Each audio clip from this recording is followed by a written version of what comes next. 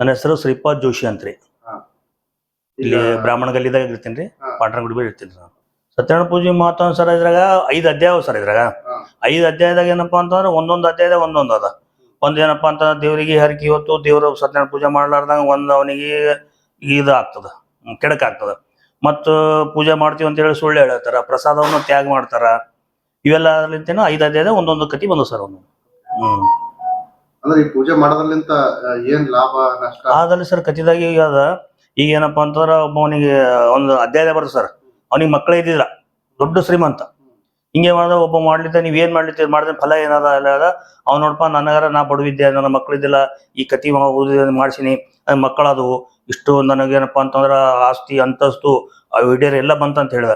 ಇದ್ರ ನನಗೊಂದ್ ಸ್ವಲ್ಪ ಕತಿ ಹೇಳ್ರಿ, ಇದು ವಿಧಾನ ಹೆಂಗ್ ಮಾಡೋಕ ಅಂತ ಹೇಳ್ರಿ ಅಂತ ಹೇಳಿ ಆ ರಾಜನಿಂದ ಅವನು ಕೇಳ್ಕೊಂಡು ಹೋಗ್ತಾನೆ ಸರ್. ಕೇಳಿದ್ಮೇಲೆ ಏನಪ್ಪ ಅವ ಏನಂತಾನೆ ಕೇಳ್ಕೊಂಡು ಹೋಗಿ ಇದೆಲ್ಲ ಏನಪ್ಪಾ ಅಂದ್ರೆ ಅವ್ನ ಹೆಂಡತಿ ಹೇಳ್ತಾನೆ. ಇದೆಲ್ಲ ಆದ್ರೆ ಸಂತಾನ ಪ್ರಾಪ್ತಿ, ನಮ್ಗೆ ಎಷ್ಟದ ಸಂತಾನ ಇಲ್ಲ, ಮಕ್ಕಳಿಲ್ಲಲ್ಲ, ಹೆಂಗ್ ಮಾಡೋದು, ಇದೆಲ್ಲ ಕತಿ ಮಾಡೋದ್ರಿಂದ ಸಂತಾನ ಪ್ರಾಪ್ತಿ ಆಗ್ತದ ಅಂತ ಹೆಂಡತಿಗೆ ಹೇಳ್ತಾನ್ರಿ. ಹೆಂಡತಿಗೆ ಹೇಳೋದು ಅದು ಕತಿ ಮಾಡೋದು, ಅದು ಸತ್ಯನಾರಾಯಣ ಮಾಡಿದಾಗ ಒಂದು ಮಗಳು ಹುಟ್ಟುತ್ತಾಳೆ, ಕಲಾವತಿ ಅಂತ ಹೇಳಿ. ಪೂಜೆ ಮಾಡೋದ್ರ ಮಗಳು ಹುಟ್ಟುತ್ತಾಳ. ಮಗಳು ಹುಟ್ಟಿದ ಮೇಲೆ ಏನಪ್ಪ ಅಂತಾರ ಮುಂದೆ ಏನಪ್ಪಾ ಅಂತಾರ ಸತ್ಯನಾರಾಯಣ ಮಾಡೋದ ಅವ್ನ ಹೆಂಡತಿ ಹೇಳ ಯಾವ್ದು ಬೇಡ್ಕೊಂಡ್ರಿ ನೀವು ಸತ್ಯನಾರಾಯಣ ಪೂಜೆ ಮಾಡ್ತೀನಿ ಅಂತಂದ್ರಿ, ಮಗಳು ಹುಟ್ಟಾಳ ಮಾಡ್ಲಿಲ್ಲಲ್ಲ, ಮಾಡಮ್ ಆಕಿ ಲಗ್ನದಾಗ ಮಾಡಮ್ ಅಂತ ಹೇಳ್ಬಿಡ್ತಾನೆ. ಅದ್ರ ಮಾಡಂಗಿಲ್ಲ, ಲಗ್ನದಾನು ಕತಿ ಮಾಡಂಗಿಲ್ಲ, ಏನಿಲ್ಲ, ಹಂಗೆ ಹೋಗ್ತಾನ. ಮತ್ತು ಬೇರೆ ಕಡೆ ಇದಕ್ಕೆ ಹೋಗ್ತಾನ, ವ್ಯಾಪಾರಕ್ಕಾಗಿ ಹೋಗ್ತಾನ್ರಿ. ಹಳೆ ಕರ್ಕೊಂಡೆ ಹೋಗ್ತಾನ ವ್ಯಾಪಾರಕ್ಕೂ, ಎಲ್ಲ ವ್ಯಾಪಾರ ಎಲ್ಲ ಮಾಡ್ತಾನ. ಮಾಡಿ ಎಲ್ಲ ಹೋಗೋ ಮುಂದಾಗ ಏನಪ್ಪಾ ಅಂತ ಮತ್ತೊಂದು ರಾಜ್ಯದಲ್ಲಿ ಏನಪ್ಪಾ ಅಂತಂದ್ರ ಕಳ್ತನ ಆಗಿರ್ತಾರೆ. ಅವ್ರು ಕಳ್ಳರು ರಾಜ್ಯಧನವನ್ನು ತುಂಬ್ಕೊಂಡಿರ್ತಾರ. ಮತ್ತ ಅವ್ರಿಗೆ ಬೆನ್ನ ಇವ್ರು ಬರೀ ಎದುರು ಬರ್ತಾರ. ಎದುರು ಬರೋದ್ ನೋಡಿ ಇವ್ರು ಇಲ್ಲಿ ಯಾರೋ ಹೊಂಟ್ರಪ್ಪ ಅಂತೇಳಿ ಅದು ಅಲ್ಲೇ ಬಿಟ್ಟು ಹೋಗ್ಬಿಡ್ತಾರ ರಾಜ್ಯಧನ ಇವ್ರ ಬಳಿ. ಅವರು ಕಳ್ಳ ರಾಜ್ಯನೆಲ್ಲ ಸೈನಿಕರು ಬಂದು ಇಲ್ಲಿ ಆದ ಇವರೇ ಕಳ್ರ ಅಂತ ಇವ್ರಿಗೆ ಹಿಡ್ಕೊಂಡ್ಬಿಡ್ತಾರೆ. ಹಳೆ ಮಾವ ಇಬ್ರು ಹಿಡ್ಕೊಂಡು ಬಿಡ್ತಾರೆ. ಅವ್ರಿಗೆ ಏನಪ್ಪಾ ಅಂತಂದ್ರ ಇವರೇ ಕಳ್ರ ಅಂತ ತಿಳ್ಕೊಂಡ್ಬಿಡ್ತಾರೆ. ಅವ್ರು ಇವರೇ ಬೈದಾರ ಅವರಿಗೆಲ್ಲ ಕಷ್ಟಕರ ಕಾರ್ಯದಲ್ಲಿ ಬಿಡ್ತಾರ. ಹಿಡಿದು ಏನ್ ಮಾಡ್ಬೇಕು ಹೆಂಗೆಲ್ಲ ಆಯ್ತು ಅಂತ ಹೇಳಿ ಅಲ್ಲಿದು ಕತ್ತಿದ ಬರ್ತದೆ ಸರ್ ಅದು. ಮತ್ತ ಆಕಿ ಹೋಗೋದು ಅವರು ಹುಡುಗಿ ಮಗಳು ಏನಪ್ಪಾ ಅಂತಂದ್ರ ಈಗ ಎಲ್ಲಿ ಹೋಗಿರ್ತಾವ ಒಬ್ಬರ ಮನೆ ಸತ್ಯನಾರಾಯಣ ಪೂಜೆ ನಡೆದಿರ್ತದೆ ಅಲ್ಲಿ ರಾತ್ರಿ. ಈ ಒಂದೊಂದು ಕಡೆ ನೋಡಿ ಸರ್ ಸತ್ಯನಾರಾಯಣ ಪೂಜೆ ಹೋದೇವು, ರಾತ್ರಿ ಆಯ್ತಪ್ಪ, ಊಟ ಆಯ್ತಪ್ಪ ಅಂದ್ರೆ ಅವ್ರು ಬಿಡಲ್ಲ ಮನೆಗೆ. ನಮ್ಮನೆ ಅವ್ರ ಮನೆಗೆ ಇಟ್ಕೊಂಡ್ ಬಿಡ್ತಾರ ಅವ್ರು. ಆಯ್ತು ಮನೆಗೆ ಇರ್ತಾಳ. ಮರ್ದಿನ ತಾಯಿ ಕೇಳ್ತಾರ ಎಲ್ಲಿ ಹೋಗಿದ್ದಮ್ಮ, ನಿನ್ ಮನಸ್ಸಿನಾಗ ಏನಾದ, ಎಲ್ಲಿ ಹೋಗಿದ್ದಿ?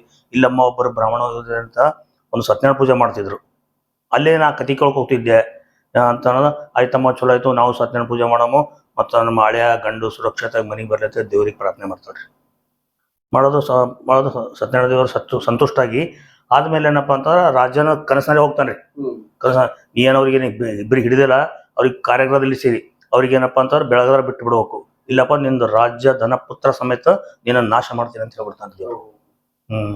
ಅವ್ ಮುಂಜಾನೆ ಏನಪ್ಪಾ ಮತ್ತೆಲ್ಲ ಸಭಾ ಕೂತು ಎಲ್ಲ ಸೈನಿಕರು ಹಿಂಗೆ ಹೇಳ್ತಾರೆ, ಹಿಂಗದ ರಾತ್ರಿ ನನ್ನ ಕನಸು ಬಿದ್ದದ, ದೇವರೇ ಬಂದು ಸಾಕ್ಷಾತ್ ಸತ್ಯನಾರಾಯಣ ದೇವ್ರು ಬಂದು ಹಿಂಗೆ ಹೇಳೋಣ, ಅವ್ರಿಬ್ಬರಿಗೆ ಬಿಟ್ಟು ಬಿಡು, ಅವ್ರಿಗೆ ಕರ್ಕೊಂಡ್ ಬಾಲಿ, ಅವ್ರಿಗೆ ಬಿಟ್ಟು ಅವ್ರಿಗೆ ಎಷ್ಟು ಅವ್ರ ಬಳಿ ಕಸ್ಕೊಂಡ್ರ ಅದಕ್ಕೆ ಡಬಲ್ ರೀ ಕೊಟ್ಟು ಅವ್ರಿಗೆ ಏನಪ್ಪಾ ಅಂದ್ರೆ ಮರ್ಯಾದೆಯಿಂದ ಅವ್ರಿಗೆ ಬಿಟ್ಟು ಬಿಡ್ತಾರೆ.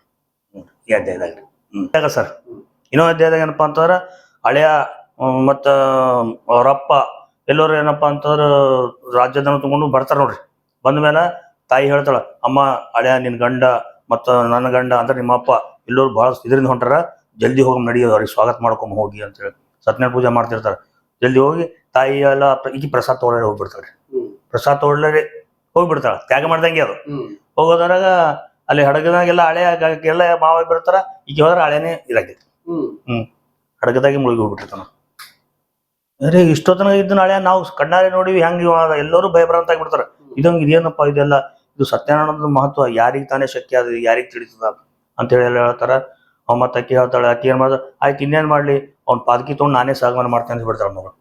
ಮಾಡ್ಲಿಕ್ಕೆ ಹೋದಾಗ ತಂದಿ ಅವ್ನಿಗೆ ತಲೆ ಹೊಳಿತದ, ಇದೆಲ್ಲ ಸತ್ಯನಾರಾಯಣ ಮಾಡ್ಬೇಕು, ದೇವರ ಸತ್ಯನಾರಾಯಣ ಏನಪ್ಪಾ ಅಂದ್ರ ನಾನು ನಿನ್ ದೇವರ ಪೂಜೆನ ಬಹಳ ವಿಶೇಷವಾಗಿ ಮಾಡ್ತೀನಿ, ನಮಗ್ ಕರುಣಿಸು ಅಂತೇಳಿ ಭೂಮಿ ದೀರ್ಘಂಡ ನಮಸ್ಕಾರ ಮಾಡ್ಬಿಡ್ತಾನೆ. ಆಗೇನಪ್ಪ ಅಂದ್ರೆ ಆಕಾಶವಾಣಿ ಆಗ್ತದ್ರಿ. ನಿನ್ ಮಗಳೇನಪ್ಪಾ ಅಂದ್ರ ಗಂಡಗ್ ನೋಡೋ ಸಲುವಾಗಿ ಬಹಳ ಆತುರದಿಂದ ಬಂದಾಳ, ನನ್ನ ಪ್ರಸಾದವನ್ನು ತ್ಯಾಗ ಮಾಡಿ ಬಂದಾಳ. ಅದ್ರ ಸಲುವಾಗಿ ಏನಪ್ಪಾ ಅಂತಂದ್ರ ಅವ ಏನಪ್ಪಾ ಅಂದ್ರ ಹಡಗದಲ್ಲಿ ಮುಳುಗಿ ಹೋಗ್ಬಿಟ್ಟನು. ಈ ಮನೆಗೆ ಹೋಗಿ ಸ್ವಲ್ಪ ಆದ್ರೂ ಪ್ರಸಾದವನ್ನು ಭಕ್ಷಣೆ ಮಾಡಿ ಬಂದ್ರೆ, ತಿಂದು ಬಂದ್ರೆ ಗಂಡ ಮತ್ತೆ ಸಿಗ್ತಾನ, ಕಾಣಿಸ್ತಾನ ಅಂತ. ಅಕ್ಕಿ ಅವಸರದಿಂದ ಹೋಗಿ ಮನೆಗೆ ಹೋಗಿ ಸ್ವಲ್ಪ ಪ್ರಸಾದ ಭಕ್ಷಣೆ ಮಾಡಿ ಸತ್ಯನಾರಾಯಣ ನಮಸ್ಕಾರ ಮಾಡಿ ಬರ್ತಾರ ಗಂಡ ಕಾಣಿಸ್ಬಿಡ್ತಾನೆ. ಅವರೆಲ್ಲ ಅವಾಗ ಬಹಳ ಖುಷಿ ಆಗ್ತದ, ನಡಿಯಪ್ಪ ಈಗ ಮನೆಗೆ ಹೋಗಿ ನಡ್ರಿ, ಯಾಕೆ ಇದು ಮಾಡ್ಲಿತ್ತೀರಿ, ತಂದಿನ ಖುಷಿ ನಡಿಯಮ್ಮ ಮನೆಗೆ ಹೋಗಮ್ಮ ಅಂತೇಳಿ ಮನೆಗೆ ಹೋಗಿ ಮತ್ತೆ ಸತ್ಯನಾರಾಯಣ ಅದೆಲ್ಲ ಮಾಡಿ ಅವ್ರೇನಪ್ಪಾ ಅಂತಂದ್ರೆ ಸಾಕ್ಷಾತ್ ವೈಕುಂಠ ಲೋಕದಾಗ ಮುಕ್ತಿ ಹೊಂದುತ್ತಾರೆ. ಧನ ಧಾನ್ಯ ಪ್ರಾಪ್ತಿ ಆಗ್ತದ, ಸಂತಾನ ಇಲ್ಲದ್ರೆ ಸಂತಾನ ಆಗ್ತದ. ಮತ್ತೇನು ಭಯದಿಂದ ಯಾರು ಭಯದಿಂದ ಇರ್ತಾನ ಅವೇನಪ್ಪಾ ಅಂತಂದ್ರ ಅವನಿಗೆ ಅಂಜಿಕೆ ಹೋಗ್ಬಿಡ್ತಾರೆ. ಮತ್ತೆ ಪೀಡ ಅವು ಏನೇ ಇರ್ತಾವಲ್ಲ ಅಂತದ್ರಲ್ಲಿಂತ ಮುಕ್ತಿ ಹೊಂದತಾನ. ಮತ್ತೇನಪ್ಪಾ ಅಂತಂದ್ರ ನಮಗ ಬಡತನ ಮತ್ತ ರೋಗ ರುಜಿನಗಳು ಇವೆಲ್ಲ ಏನಪ್ಪಾ ಅಂತ ಸತ್ಯನಾರಾಯಣ ವ್ರತ ಮಾಡೋದ್ರಿಂದ ಇವೆಲ್ಲ ಕಮ್ಮಿ ಆಗ್ತಾವ ಸರ್. ಎಲ್ಲ ವ್ರತ ಅಂದ್ರೆ ಒಂದೇ ದಿನ ಇರ್ತಾರೆ? ಒಂದೇ ದಿನ ಸರ್, ಒಂದಿನ ವ್ರತ, ಒಂದೇ ದಿನ. ಏನೇನ್ ಮಾಡ್ಬೇಕು ಪೂಜೆ ಮಾಡೋದು? ಇದು ಪೂಜೆಗಿಂತ ಮಾಡೋದು ಫಸ್ಟ್ ಏನಪ್ಪಾ ಅಂತಂದ್ರ ಗಣಪತಿ ಪೂಜೆ ಮಾಡ್ತೀವಿ ಸರ್. ಅಲ್ಲಿ ಇದು ನವಗ್ರಹ ಪೂಜೆ ಅಂತ ಮಾಡ್ತಾರೆ ಸರ್. ಅಲ್ಲಿ ಕುಲದೇವತಾ ಪೂಜೆ. ಕುಲದೇವತಾ ಪೂಜೆ ಆದ್ಮೇಲೆ ಏನಪ್ಪಾ ಅಂತಂದ್ರೆ ಎಲ್ಲ ಗಣಪತಿ ಪೂಜೆ ಆದ್ಮೇಲೆ ನಿಮ್ಗೆ ಒಂದಿಷ್ಟು ಸಂಕಲ್ಪ ಮಾಡಿಸ್ತೀವಿ. ನಾನೇನಪ್ಪಾ ಅಂತಂದ್ರೆ ನನ್ನ ಹೆಸರು ಶಿವಕುಮಾರ, ನಾ ಏನಪ್ಪಾ ಅಂತಾರೆ ಇವತ್ತಿನ ಶುದ್ಧ ಮನಸ್ಸಿನಿಂದ ಸತ್ಯನಾರಾಯಣ ವ್ರತವನ್ನು ಪೂಜೆ ಮಾಡ್ತೀನಿ ಅಂತೇಳಿ ನಿಮ್ಮ ಕಡೆ ಸಂಕಲ್ಪ ಮಾಡಿಸ್ತೀವಿ. ನಿಮ್ಮ ಹೆಸರು ನಿಮ್ಮ ಗೋತ್ರ ತಗೊಂಡು ಸಂಕಲ್ಪ ಮಾಡಿ ಈ ವ್ರತವನ್ನು ಭಕ್ತಿಯಿಂದ ಮಾಡಂತ ಹೇಳ್ತೀವಿ. ಲಕ್ಷಾರ ಈ ಕಡೆ ಕೊಟ್ಟು ಮಾಡಬೇಕಂತ ಹೇಳ್ತೀವಿ. ಈ ಕತಿ ಮಾಡೋದ್ರಿಂದ ಏನಪ್ಪಾ ಅಂದ್ರೆ ಭಾಳ ಮಂದಿಗಿನ್ನೂ ಚಲೋ ಆಗ್ಯದ ಸರ್. ಸಂತಾನ ಪ್ರಾಪ್ತಿ ಆಗ್ಯದ. ಯಾವ ಭಯ ಹೊಂದಿರ್ತಾನ ಅವ ಏನಪ್ಪಾ ಅಂದ್ರೆ ಭೀತಿ ಹೊಂದಿರ್ತಾನ ಅವ ಭೀತಿಯಿಂದ ಮುಕ್ತನಾಗ್ಯಾನ. ಭಯ ಮತ್ತು ರೋಗ ರುಜಿನ ಕಮ್ಮಿ ಆಗ್ಯಾವ. ಸಂತಾನ ಪ್ರಾಪ್ತಿ ಇವೆಲ್ಲ ಇದ್ರಲ್ಲಿ ತಾವು ಸರ್. ಎಲ್ಲ 5 ಅಧ್ಯಾಯದಾಗ ಬಂದವ ಸೊಳ್ಳೆ. ಈಶ್ವರ ಅಂತಾರ, ಒಬ್ರು ಸತ್ಯದೇವ್ರ ಅಂತಾರ, ಒಬ್ರು ಸತ್ಯನಾರಾಯಣ ಅಂತಾರ. ಈ ಸನಾತನ ಧರ್ಮದಲ್ಲಿ ಸತ್ಯನಾರಾಯಣ ಏನಪ್ಪಾ ಅಂತಂದ್ರೆ ಏನಪ್ಪಾ ಅಂದ್ರೆ ದೇವ್ರೇ ಸಾಕ್ಷಾತ್ ಸತ್ಯನಾರಾಯಣ ರೂಪದರ್ಶಿಗಳು ಬಂದನ್ರಿ ಸರ್.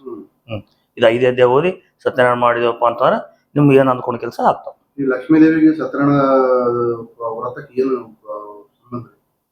ಇದು ಲಕ್ಷ್ಮೀ ಸಹಿತ ಸತ್ಯನಾರಾಯಣ, ಲಕ್ಷ್ಮೀ ಸತ್ಯನಾರಾಯಣ ಇಬ್ರು ಬಂದಿರ್ತಾರೆ ಇದ್ರೆ. ಲಕ್ಷ್ಮೀ ಸಹಿತ ಸತ್ಯನಾರಾಯಣ ಮಹಾರಾಜ್ ಕಿ ಜಯ ಅಂತ ಹೇಳ್ರಿ, ಇಬ್ರು ಕೂಡ ಬಂದಿರ್ತಾರ. ಮತ್ತ ಧನ ಧಾನ್ಯ ಪ್ರಾಪ್ತಿಯಾದ ಲಕ್ಷ್ಮಿ. ನಿಮಗೆ ದುಃಖ ವಿಮುಕ್ತ ಆಗ್ಬೇಕಾಯ್ತು, ಸುಖ ಸಂಪತ್ತು ಹೊಂದಬೇಕಂದ್ರೆ ಸತ್ಯನಾರಾಯಣ. ಯಾವಾಗ ಯಾವಾಗ ಪೂಜೆ ಮಾಡ್ಬೋದು? ಇದು ನೀವು ಯಾವಾಗ ಬೇಕಾದಾಗ ಮಾಡ್ಬೋದು. ಇದಕ್ಕೇನು ದಿನ ಇಲ್ಲ, ವಾರ ಇಲ್ಲ, ಏನಿಲ್ಲ. ಮುಂಜಾನೆ 7:30ರಿಂದ 12 ತನಕ ಮಾಡ್ಬೋದು. ಆ ನಂತರ 3ರಿಂದ ಸಂಜೆ 7 ತನಕ ಮಾಡ್ಬೋದು. ಈ ಪೂಜೆ ಮಾಡ್ಲಕ್ಕ ಸಾಮಾನ್ಯವಾಗಿ ಎಷ್ಟು ಖರ್ಚು ಬರ್ಬೋದು? ನೋಡ್ಕೊಂಡಾಗ ಸರ್ ಸಾಮಾನ್ಯ ಅಂತಾರ ಈಗ ಏನ್ ಮಾಡ್ತಾರ ಸರ್, 5 ಅಧ್ಯಾಯಕ್ಕೆ ಒಬ್ಬರು 5 ಟೆಂಗ್ ಹೊಡಿತಾರ. ಒಬ್ಬರು ಏನ್ ಮಾಡ್ತಾರ ಸುರು 1 ಟೆಂಗ್ ಹೊಡಿತಾರೆ, ಉತ್ತರ ಪೂಜೆ 1 ಟೆಂಗ್ ಹೊಡಿತಾರೆ. ಒಂದು 500 ರೂಪಾಯಿ ಬರ್ಬೋದು ಸರ್ಕಾರ. ಅವಾಗಿತ್ತು. ಈಗ ಏನಪ್ಪಾ ಅಂದ್ರೆ ಎಲ್ಲ ಇದಾಗ್ಯದಲ್ಲ, ನಿಮ್ ಖುಷಿ ಮೇಲೆ ಬರ್ತದೆ ಸರ್. ಟೆಂಗು, ಹೂವು, ಹಣ್ಣು, ಕರ್ಪೂರ, ಅಕ್ಕಿ, ಒಂದು ಕೆಂಪು ಬಟ್ಟಿ, ಬಿಳಿ ಬಟ್ಟಿ, ಎಲಿ, ಮತ್ತ 11 ಅಡಿಕೆ, ಉತ್ತತ್ತಿ, ಬಾದಾಮ್, ಪ್ರಸಾದ, ಸೀರಾ ಎಲ್ಲ ಆಗ್ಬೇಕ ಸರ್. ಬರ್ತದೆ ಸರ್. ಒಂದು 500-600 ರೂಪಾಯಿ ಬರ್ತದೆ ಸರ್. ಸತ್ಯನಾರಾಯಣ ಸ್ವಾಮಿಯು ಆ ವರ್ತಕ ನೋಡಿ ಸತ್ಯನಾರಾಯಣ ಸ್ವಾಮಿಯು ಎಲೆ ನಿಮಗೆ ಸಹಿಸಲು ಶಕ್ಯವಾದ ಬಹು ಶಾಪ ಕೊಡುತ್ತಾರೆ. ಒಂದು ದಿನ ಕಳ್ಳರು ರಾಜರು ಒಬ್ಬರಿಸಿ ಆ ವರ್ತಕ ಪ್ರದೇಶಕ್ಕೆ ಬರುತ್ತಿದ್ದರು. ಅಷ್ಟರಲ್ಲಿ ರಾಜಭಟರು ಕಳ್ಳರು ಹುಡುಕುತ್ತಾ ಬರುತ್ತ ಕಂಡು ಆ ಕಳ್ಳರು ಬಹುಬೈನೊಂದಿ ಅಲ್ಲೇ ರಾಜಧನವನ್ನು ಬಿಟ್ಟು ಕಣ್ಣಿಗೆ ಕಾಣದೆ ಓಡಿ ಹೋಗುತ್ತಾರೆ.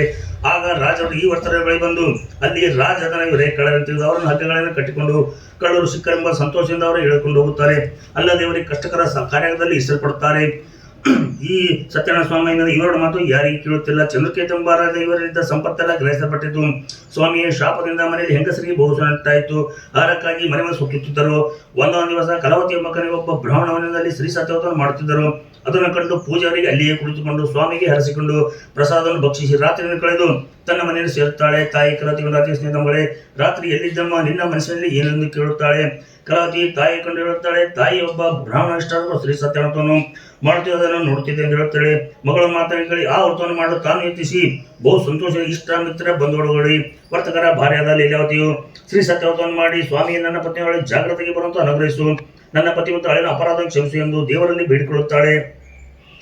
ವ್ರತವನ್ನು ಮಾಡಿದಿಂದ ಸಂತೋಷನಾಗಿ ಶ್ರೀ ಸತ್ಯನಾರಾಯಣ ಸ್ವಾಮಿಯು ಚಂದ್ರಕೇತಂಬ ರಾಜನ ಸ್ತಂಭದಲ್ಲಿ ಕಾಣಿಸಿಕೊಂಡು ಎಲೆಯನ್ನು ನಾಳೆ ಪ್ರಾತಃ ಕಾಲದಲ್ಲಿ ನಿನ್ನ ಬಂಧನದಲ್ಲಿ ಇಟ್ಟಿರುವ ವರ್ತಕರು ನಿನ್ನಿಂದ ಗ್ರಹಿಸಲ್ಪಟ್ಟಿರುವ ಅವರ ದ್ರವ್ಯದೊಡನೆ ಬಿಡಬೇಕು.